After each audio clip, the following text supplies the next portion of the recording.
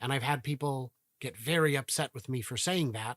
And they say, well, if human eyes are good enough, then why isn't cameras good enough? And I said, human eyes aren't good enough. That's the whole point. That's why we got these sensors in the first place. Have you seen how people park? They do it like they're playing bumper cars. Here we see a Cybertruck from above, from a shot where a lot of dirty Cybertrucks were. For example, you can really see also the bed there. Yeah, the line of the cars looks like it's expanding to the rear a little bit more, like a wing or something like this. You could really see that.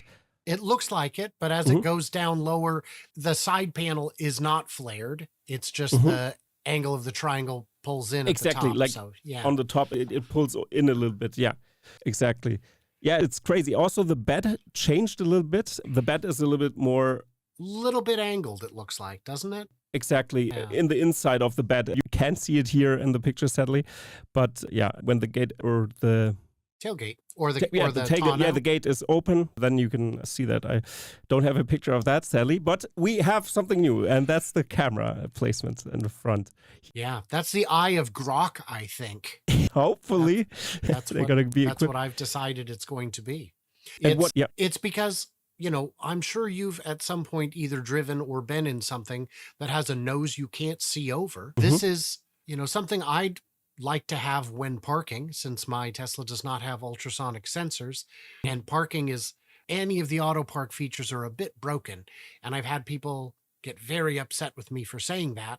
And they say, well, if human eyes are good enough, then why isn't cameras good enough? And I said, human eyes aren't good enough. That's the whole point. That's why we got these sensors in the first place. Have you seen how people park? They do it like they're playing bumper cars. So give us something to know better where we are in space. That's why I never liked first-person shooter games. I always liked third-person games so I could see where my feet are. It makes absolutely sense. And also, this is sparked also a huge debate in Germany with the parking sensors. And I also think it's great that Tesla can claim that the vision system is sufficient enough and they're going to solve it with AI and everything. But it's not ready yet. And I think we should have parking sensors still, because the sensor itself isn't as expensive. And for the transition phase, I think it's important to have kept them a little longer until you have a viable solution, because parking is such a big deal that you can't mess around with that, I think. And I think Tesla should have put in the parking sensors already, God damn it. Or leave them. And I will say that people say, well, why would you second guess them? Why would you push back at all? Well, because I'm not just a rabid fan. I'm a fan of the products, not always a fan of the philosophy. I liked the yoke. I had no problem with it. Other people push back with sufficient strength that it is no longer the standard. Yeah. And sadly, for that matter, I made a video when they said Cybertruck reselling is not allowed. I made a video saying, here's all the ways you can actually do it. And I got nasty. How dare you undermine Tesla? I said, I'm not undermining Tesla. Anyone who's got 100 reservations has an accountant or lawyer who's already told them these things. Yeah. They already know it. I'm just telling you. And sure enough, the next day they said, okay, resale's fine. Because there are just too many instances where it would hurt small time people. If you had bought a reservation for your son, can't give it to him. Sorry. You got to pay us $50,000 fine and never buy a car again. That's ridiculous. If you wanted to give the reservation to your brother, for crying out loud, let your brother have it. Or what if the car's totaled? What if it's in an accident? Does the insurance company have to pay 50 grand? It doesn't, there's too many examples where it doesn't make sense. It would only hurt people with good intentions and do little to slow down people with bad intentions. Absolutely. And I also think that sometimes the pushback of the community, it's interesting if it's kind of a little bit negatively angled. Sometimes you get a strong pushback. And I think also that we have to be objective in that sense and really look into what's happening. And I also think that it makes sense to really talk about what we experience, also have own opinions on everything. So I think let people be and don't push back too much. And it's good that we can talk about these things openly. I mean, the parking sensor is an issue, totally. It is the an solution issue. is not good, is not good. No. At first I was like, yeah, they're going to solve it. I was very hyped and pumped that they are so radical. And then I realized, okay, on that front, I think they should have be a little bit more conservative in that sense. Yeah. So I've got 11.4.4, and even though it is FSD and I got my 3-month trial, I don't have auto park, I don't have summon, and those are 50% of the listed features that the product comes with, and there is not even a hint when I might get additional functionality out of something that I would have been paying for had I paid for it. And I just don't see a reason to pay for it because there's too many things not working yet. Stay civil in the comments now. I know you're triggered. The reality is, in some markets, in all of California, I've personally experienced great experience with FSD, but in my small town, there's probably just not enough training data for it to be good yet. And that's, the other thing I will say is, in terms of phantom braking, I have never had it happen yet, not once. So great, they've got that solved. Different problems have presented. So it's a work in progress. And if people want to get mad because I'm not a big enough Tesla fan, I mean, that's loco. That's straight crazy. Absolutely. I mean, you're the most reliable source out there for Tesla. That's why people love to watch your channel, actually.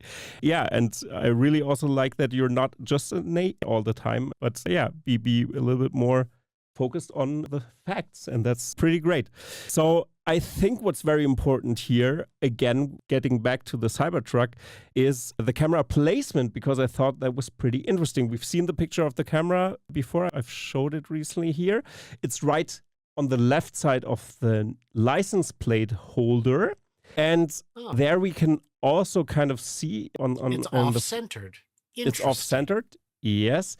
And what my European eyes spot there is our license plates are super long and they're gonna maybe obstruct the camera or have to be placed a little bit higher, that it kind of reaches over the lip in front. So when I see something like this, the bumper, your plates are also quite skinny.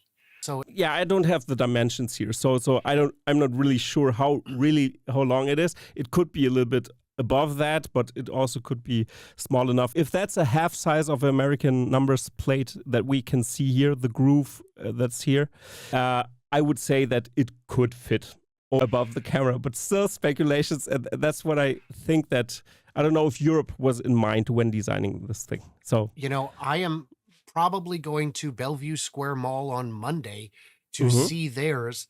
I will see if it's possible to get you a measurement. Oh, that would be awesome. I would have to ask permission, because I don't know if they'll go for that, but it's worth a try. Or with an iPhone, the distance measuring, you can just, it's not accurate enough, but still, it could be. It'll get you close. Yeah. Maybe you could do that with the LiDAR function of the camera. Yeah, okay. The camera placement is very interesting, of course. And here's also another angle. Maybe you can keep on talking when you think of something that it reminds you. Again, the body panels look so straight. The lines, the gaps, it all looks good. And one thing I'd mentioned, I think it was on Herbert's show or mine, I don't know, right? Today's a blur. I've done a bunch of these. Is that some people had said, oh, of course these are going to look good. They went out to a showroom. They're showroom perfect. Of course they are.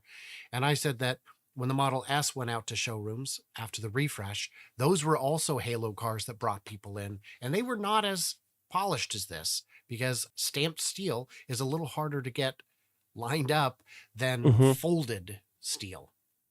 Absolutely. Yeah, you can really see that the production methods do something special to the car, actually. It's interesting how this works, that how the overall look is. And it's interesting to see, really, they look so much more detailed than like I said before, like the prototypes that we've seen in the wild. It's actually interesting and crazy that they could even step up even more, because I think it's interesting how they manage this. Yeah. On this picture, we've got some interesting perspective, which is you can see that the glass is slightly angled based on the reflection of the lights overhead. And you Hmm. can see that the line continues to the frunk because of the reflection on the frunk. So that gives you a little bit of an idea. And I think they chose to angle it maybe for structural reasons, because that would be a Hmm. stronger structure than just flat. But it also may also be for aero, and it may be for glare, because Hmm. a flat piece of glass can give you a higher degree of glare for other This could, drivers.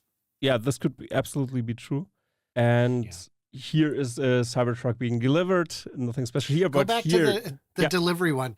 I Hmm. saw people saying, "Oh my gosh, this is the ugliest thing I've ever seen."